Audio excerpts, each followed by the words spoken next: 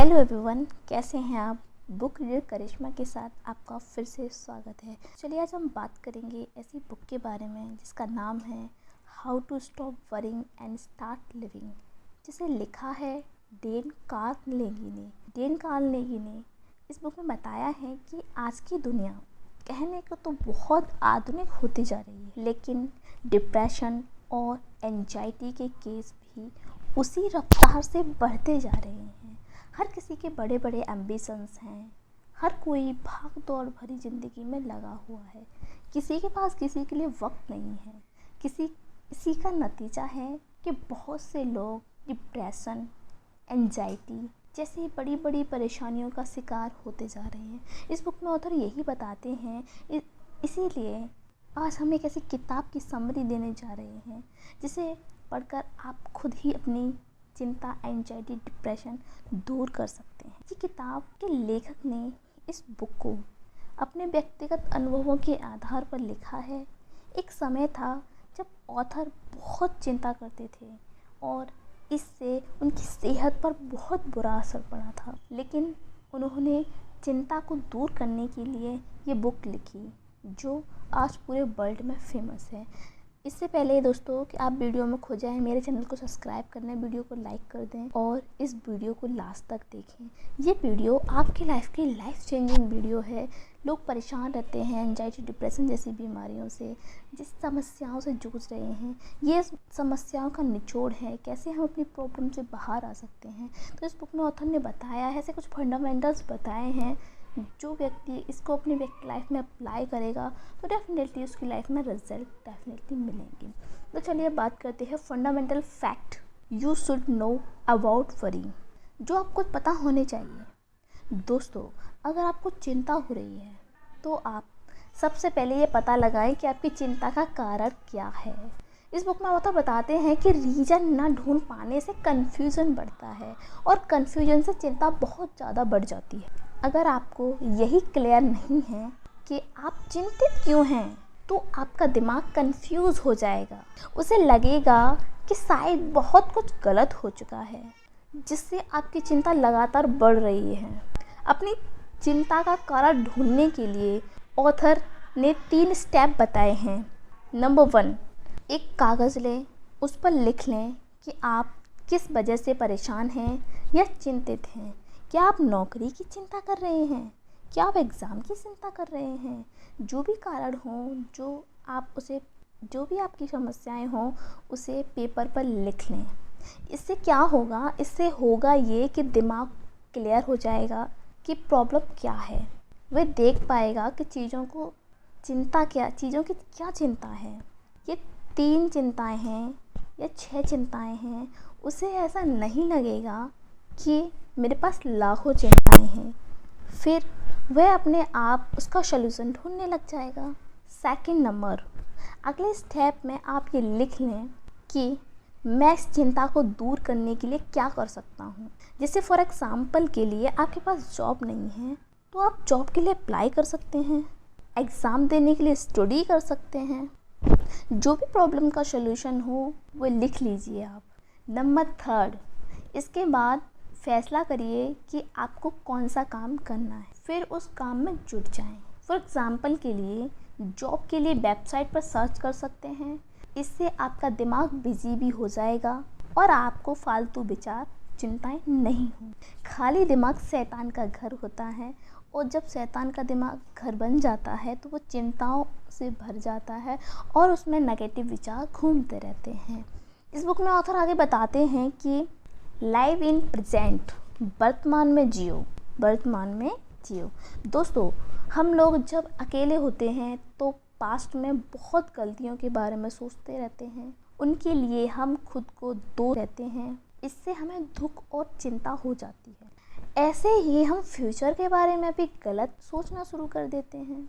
For example के लिए job नहीं मिली तो क्या होगा, एग्ज़ाम में पास नहीं हुआ तो क्या होगा, बॉस ने डांट दिया तो क्या होगा। ऐसे फ्यूचर प्लानिंग के बारे में बहुत सारे नेगेटिव थॉट्स हमारे माइंड में घूमते रहते हैं, तो उनके लिए ऑथर बताते हैं कि हमें पास्ट की चिंता नहीं करनी चाहिए और ना ही फ्यूचर की। हमें प्रेजेंट के बारे में हंसी खुशी से रहना चाहिए। नेक्स्ट पॉइंट में ऑथर बताते हैं कि बुरे से बुरा आखिर क्या हो जाएगा। हमें ये सोचना चाहिए कि हमारे साथ आखिर बुरे से बुरा क्या हो सकता है। सबसे बुरी चीज़ सोच लें, फिर उसे निपटने का रास्ता सोच लें। इससे आपकी चिंता खत्म हो जाएगी। फॉर एग्ज़ाम्पल के लिए, आप अपने बॉस से परेशान हैं और हर दिन चिंता करते हैं कि कहीं नौकरी नहीं चली जाए। ऐसे में आपको सोचना है, ठीक है, मान लो अगर नौकरी चली भी गई तो क्या होगा, क्या हो जाएगा, क्या आप भूखे मर जाएंगे? नहीं ना। इसके बाद सारे ऑप्शन सोच लें। नौकरी चली गई तो आप क्या कर सकते हैं? चाय बना सकते हैं, सब्जी बेच सकते हैं, ट्यूशन पढ़ा सकते हैं। ये काम तो सबको मिल जाएंगे। ये सब सोच के आपको खुद ही हंसी आ जाएगी, क्योंकि इतनी आपकी क्वालिफ़िकेशन होगी। इसके आधार पर आपको छोटे मोटे कामों से तो कहीं अच्छी जॉब मिल जाएगी। लेकिन हाँ, मकसद ये बताना है कि बुरे से बुरी हालत में भी आपके पास सर्विस करने के लिए बहुत सारे तरीके हैं, इसलिए बेवजह चिंता करने की ज़रूरत नहीं है। अब बात नेक्स्ट पॉइंट पे आती है और डीप में चलते हैं। अब ऑथर इस बुक में बताते हैं कि चिंता को कैसे तोड़ा जा सकता है। How to break knees prayer. इस बुक में आगे ऑथर बताते हैं कि चिंता को कैसे तोड़ सकते हैं।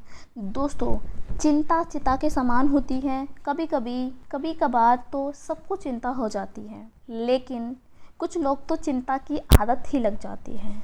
सोते जागते उठते बैठते वे बस चिंता करते रहते हैं। इससे वे एक दिन डिप्रेशन में चले जाते हैं। कुछ लोगों को ओसीडी हो जाता है, मतलब एक ही चीज़ को बार बार करना। अब नेक्स्ट पॉइंट में बताया गया है कि चिंता को दूर कैसे कर सकते हैं। चिंता को दूर करने के नियम क्या हैं?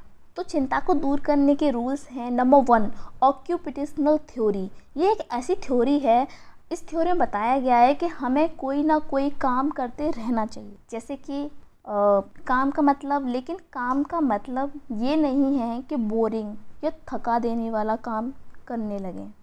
कोई हॉबी हो सकती है जिसमें आपका मन लग जाए।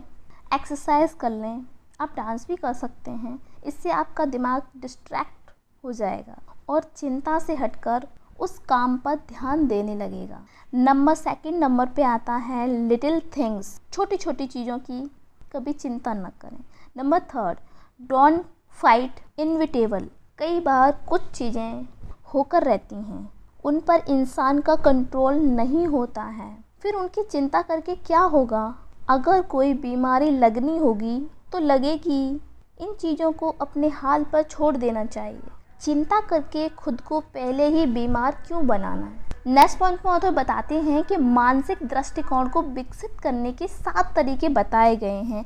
उन 7 तरीकों को, उन 7 पॉइंट को हम स्टेप बाय स्टेप समझेंगे आगे। जैसे आप अपना एटीट्यूड ऐसा बना लें कि आप हर समय शांति और खुशी से भरे रहेंगे। नंबर 1, जब भी चिंता सताए तो आप खुद पॉजिटिव बोलें। मैं शांत हूँ, मुझे दुनिया बदलने की ताकत है, मैं साहसी हूँ, मुझे सफलता मिलकर रहेगी। ऐसी अफर्मेशन आप अपने माइंड में बार बार रिकॉल कर सकते हैं। इस तरह की बातें बोलने से आपका दिमाग चिंता के बारे में विचारों से हट जाएगा और उससे नई प्रेरणा भी मिलेगी। Next point, second number, don't think revenging. कभी भी दूसरों से बदले या प्रतिशोध की भावना न रखें। इससे आपको हमेशा चिंता होती रहेगी। आपका दिमाग कभी भी ज़रूरी काम पर फोकस नहीं कर पाएगा। इसलिए हमेशा पॉजिटिव बातें सोचें और झगड़ों को भूलकर लाइफ में आगे बढ़ें। नंबर 3, इनग्रैटिट्यूड। अगर आप दूसरों की हेल्प करते हैं और वो आपको थैंक यू भी नहीं बोलता, तो इस बात का बुरा न मानें, बल्कि इन चीज़ों के लिए तैयार रहें। कुछ लोग तो इसी बात की चिंता करते हैं कि उन्हें मुझे थैंक्स भी नहीं कहा। इन बातों पर ध्यान न देकर सिर्फ अपना काम करते रहें। नंबर 4 वाले पॉइंट में ऑथर बताते हैं कि connect your blessing not thought. चिंता दूर करने का एक और उपाय ये है कि आप अपनी ब्लेसिंग को गिनें। अपनी ब्लेसिंग को गिन सकते हैं, मतलब आपके पास जो कुछ भी है उसके लिए थैंक्सफुल रहें, उसके लिए ग्रैटिट्यूड फील करें। मतलब जो भी आपके पास है उसमें खुशी ढूंढें, उसके लिए थैंक्सफुल रहें। Number 5, be your self. कभी भी अपनी तुलना दूसरे से ना करें, जैसे हैं वैसे रहें, बनावटी न बने। बहुत से लोग दूसरों के महंगे कपड़े या मेकअप आदि को देखकर खुद को ही गलत या नेगेटिव सोचने लगते हैं, अपने मन में हीन भावना पैदा कर लेते हैं। तो दोस्तों ऐसा बिल्कुल न करें। Number 6, profit from loss. लाभ या हानि के चक्कर में ना रहें। अगर आप कभी किसी चीज़ में असफल हो जाएं तो ही निराश ना हो, बल्कि उस असफलता में भी लाभ उठाना सीखें। फॉर एग्ज़ाम्पल के लिए, अगर कोई पहले ब्लॉग में फेल हो जाए तो ऐसा नहीं है कि सब कुछ ख़त्म हो गया, बल्कि उस फेलियर से उनसे बहुत कुछ सीख लिया होगा। Number 7, sharing number is okay, sharing no is okay. हमें लोगों को खुश करने के लिए हाँ न करते रहें, इससे दूसरे लोग आपका नाजायज़ फ़ायदा भी उठा सकते हैं। पहले अपनी खुशी देखें। कुछ लोग यही सोचते रहते हैं कि कहीं कोई हमारी निंदा न कर दे, इसीलिए खुद दुख सहकर भी दूसरों के काम के लिए हाँ कहते रहते हैं। अगर आपके बस में कोई काम नहीं है तो रीज़न के साथ सीधा ना कह दें, और गलत काम के लिए तो कभी भी हाँ न कहें। नेक्स्ट पॉइंट में ऑथर बताते हैं कि the perfect way to conquer worry. अगर आपको बैठे बैठे चिंता हो रही हो तो लेखक ने एक बेहतरीन तरीका बताया है। आप कोई खुद की बनाई हुई प्रेयर बोल सकते हैं। ईश्वर से प्रार्थना करें। आप बिना रुके कुछ ना कुछ बोलते जाएं। 10 से 12 लाइन बोलें, आपकी चिंता दूर हो जाएगी। जब आप प्रेयर बोलते हैं तो आप ईश्वर पर विश्वास जता रहे होते हैं। आपको भरोसा होता है कि सुपर पावर आपका ख्याल रखेगी। नेक्स्ट पॉइंट में तो बताते हैं कि how to keep from worrying about criticism. बहुत से लोगों को क्रिटिज्म की वजह से चिंता हो जाती है। लाइफ में सभी को कभी ना कभी किसी ना किसी बात के लिए क्रिटिज्म झेलना पड़ता है। कोई ना कोई हमारे काम में नुकसान ढूंढ लेता